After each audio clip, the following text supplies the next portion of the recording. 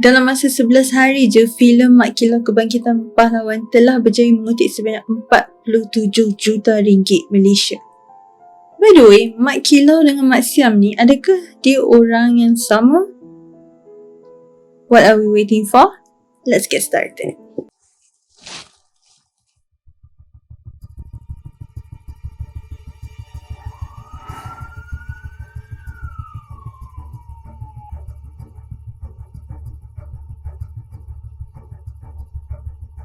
Assalamualaikum, hi and welcome back to my channel. So for those yang baru to this video or my channel, jangan lupa subscribe, like and hit that notification bell. So hari ni kita akan cakap pasal Mat Kilau, iaitu seorang pahlawan Melayu yang sangat disegani dan dihormati. Dan disebabkan sekarang filem Mat Kilau Kebangkitan Pahlawan macam goreng pisang panas, tiket asyik habis je and always full house. So mestilah kita nak kenal sedikit sebanyak pasal pahlawan yang disegani ni, iaitu Mat Kilau. Nama sebenar Mat Kilau ialah Mat Kilau bin Imam Rasu dan dikatakan tahun kelahiran Mat Kilau adalah antara 1865 sehingga 1866. Jadi tak ada spesifik tarikh ataupun birth date Mat Kilau. So antara 1865 hingga 1866. Tempat kelahiran Mat Kilau ialah di Pulau Kedundung, Pulau Tawajerantut, Pahang, dan ayah kepada Mat Kilau ialah Tok Gajah dan ibu Mat Kilau ialah Teh Mada, iaitu anak kepada Tok Kaut Burau. Sewaktu anggaran umur Mat Kilau dalam 20 tahun, Mat Kilau telah berkahwin dengan isterinya yang bernama Yancik binti Imam Daud, dan hasil daripada perkahwinan Mat Kilau dan Yancik telah dikurniakan 3 orang anak. Waktu Mat Kilau kecil, dia sama je macam kanak-kanak lain. So Mat Kilau dihantui untuk belajar mengaji. Disebabkan Mat Kilau ni dia jenis yang tekun bila belajar mengaji. Jadi dia boleh mengaji dengan berbagai jenis lagu. So lepas dia dah belajar mengaji, dia belajar berzanji, dia belajar dikir maulud. Dah habis, dah master dah semua tu, barulah dia mula belajar dikir rebana ataupun dikenali sebagai dikir Pahang. Tapi Mat Kilau ni main gasing, lagu buah keras dengan berburu. Disebabkan Mat Kilau ni pro main gasing, so dia selalu dilantik sebagai jurumudi ataupun dikenali sebagai orang yang memangkah paling terakhir. Dan selalunya kalau ada competition ataupun perlawanan, Mat Kilau juga akan dilantik sebagai ketua pasukan kampung masjid setiap kali ada perlawanan gasing. Mat Kilau dia suka main lagu buah keras. So I tak tahu permainan tradisional lagu buah keras. I tahu gasing, tapi lagu buah keras I tak pernah tahu before this. So berdasarkan apa yang I baca, dia akan ada 2 tim dan setiap tim akan ada 2 orang yang dilantik sebagai pehencang. Dan pehencang ni lah yang akan cuba hencang buah keras pihak lawan sampai pecah. So Mat Kilau dia kudrat dia sangat kuat tau. So dia selalu dilantik sebagai pehencang. Dan ada yang mengatakan tak ada sekali pun buah keras tu tak pecah bila Mat Kilau yang hencang. So by the way, game ni dia ada 3 alat penting, iaitu pengapit buah keras dan juga pengalas ataupun pelapik. Buah keras tu sendiri dia ada 3 jenis tau. Jenis-jenis ni akan tentukan sama ada kalah ataupun menang. Antara jenis dia buah jantan, buah betina dengan buah gendong. Mat Kilau dia suka berburu. Jadi waktu dulu ada nama gelaran yang dipanggil peran tua, iaitu ketua berburu. Bila ketua berburu tu tak pergi memburu, so Mat Kilau yang akan jadi peran yang akan pergi berburu. Dan akhirnya gelaran kepada Mat Kilau dilantik sebagai Tok Peran. Lepas Mat Kilau kahwin, Mat Kilau belajar bersilat dan menuntut ilmu kebatinan. So Mat Kilau ni bila dia belajar silat, dia belajar betul-betul mendalam dengan menggunakan keris dan parang. Dan ilmu tu dia belajar daripada ayahnya sendiri, iaitu Tok Gajah. Dan ilmu yang dia belajar tu, dia menuntut ilmu kepahlawanan sehingga dia boleh hilangkan diri dia. Mat Kilau dia belajar ilmu kebatinan secara agama daripada Haji Osman ataupun dikenali sebagai Haji Montok sebelum berpindah ke Pekan sebagai mufti negeri Pahang waktu tu. Sifat peribadi Mat Kilau, dia adalah seorang yang mempunyai pemikiran yang matang, luas pandangan, disegani dan seorang yang tegas. Tapi walaupun dia tegas, dia ada ramai pengikut dia yang sayangkan dia.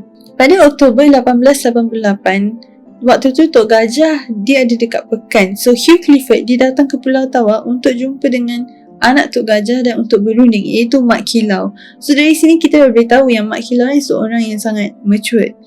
Other than that, Mat Kilau ni dia dapat kepercayaan yang penuh daripada masyarakat, especially penduduk setempat. So kiranya dekat sini kita boleh nampak luas pandangan Mat Kilau ni sebab masyarakat setempat beri dia kepercayaan yang penuh. Mat Kilau seorang disegani, tapi bukannya sebabkan pangkat ayah dia itu Tok Gajah, tak, tapi sebabkan kepribadian dia. Dia seorang yang jujur, dan dia, walaupun dia jujur, dia tegas, dia still ada ramai pengikut, dan pengikut dia semua sayangkan dia. And antara pengikut dia ialah Awang Nong, The Ibrahim, Mat Kelubi dan banyak lagi. Dan diorang ni dia kira sebagai sehidup semati. Diorang sanggup sehidup semati dengan Mat Kilau. Ada beberapa newspaper yang diterbitkan di Singapura yang menyatakan pasal kematian Mat Kilau. So antaranya adalah The Straits Times dan juga The Free Press. The Straits Times dan Free Press, diorang ada beritahu dalam newspaper di Firstly Straits Times kan, dia ada beritahu yang Ketua Pendahaka iaitu Datuk Bahaman telah jatuh ke tangan pemerintahan Siam pada Oktober 1895. Dan The Free Press dalam artikel dia tulis macam ni dia cakap, kira Mat Kilau ni dia lawan sewaktu dia nak tawan, dan disebabkan dia lawan tu ada cedera dekat muka dengan kepala dia, dan kira luka tu sangat parah, dan kira waktu on the way nak balik ke hilir Kota Baru tu dia kehilangan darah, dan disebab itulah dia meninggal. Disebabkan berita kematian Mat Kilau telah tersiar ataupun disiarkan oleh The Free Press newspaper pada 22 Oktober 1895, maka diorang dah umumkan kiranya riwayat Mat Kilau ni telah tamat. Tapi actually tak ada siapa pun yang tahu apa sebenarnya yang terjadi kecuali beberapa orang sahabat Mat Kilau, iaitu Mustafa Awang Mat ataupun Jusur Rimau, Pendekar Demali dan juga Mat Kelantan. Dan ada lagi few people yang tahu, yang close dengan Mat Kilau. Disebabkan Mat Kilau dah dilabel sebagai pendahaka oleh Inggeris time tu, so dia terpaksa lah asingkan diri dia, dan dia berpindah dari satu tempat ke satu tempat. Dan akhirnya dia bermastarting di Batu 5, Jalan Kuantan Gambang. Dan pada tahun 1930, kira Mat Kilau ni dia terpaksa tukar nama dia few times tau, sebab dia tak nak orang kenal dia kan. So dia terpaksa tukar nama dia few times, dan akhirnya dia pakai nama sebagai Mat Siam. So Mat Kilau dan Mat Siam adalah orang yang sama actually. Pada Disember 1969, Tuhan telah menggerakkan hati Mat Kilau untuk umumkan diri dia yang sebenar. Dan waktu tu dia memegang IC bernombor KP 2044778, dan nama dekat IC tu adalah Muhammad bin Ibrahim. So jadi untuk elakkan daripada terlalu banyak attention ataupun tumpuan orang ramai, Mat Kilau waktu tu dia decide ataupun dia bersetuju untuk umumkan dekat kampung kelahiran dia. Atas usaha Omar Mat Kilau, akhirnya Mat Kilau berjaya dibawa pulang ke kampung masjid Pulau Tawar.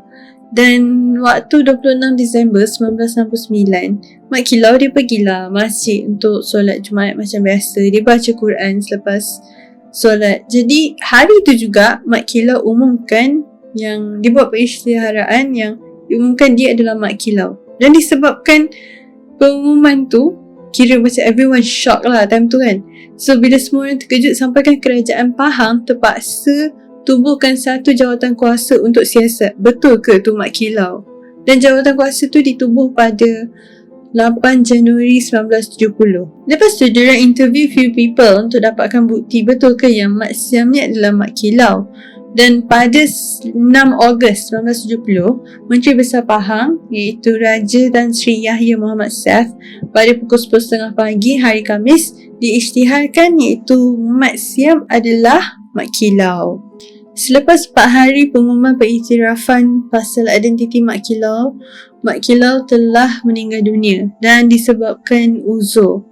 Jadi dipercayai Mat Kilau meninggal waktu itu dalam umur 122 tahun. Kemudian Mat Kilau telah dikebumikan di Kampung Kedondon, dan kenduri untuk arwah telah dilakukan sebanyak 7 hari, dan pada malam Isnin 23 Ogos di Masjid Pulau Tawar hampir 1,200 orang yang telah hadir. Daripada kisah Mak Kilau ni, kita patut ambil iktibar dan hargai jasa pahlawan-pahlawan negara yang dulu yang telah bertungkus lumus berlawan dengan penjajah. Jadi kita patutnya ada jati diri yang tinggi, iaitu ataupun pendirian diri kita sendiri supaya tak mudah terpengaruh dengan orang luar. Jadi I hope korang enjoy, and macam biasa jangan lupa like, share, comment and tekan bell button for next video. That's all from me and thank you. See you again.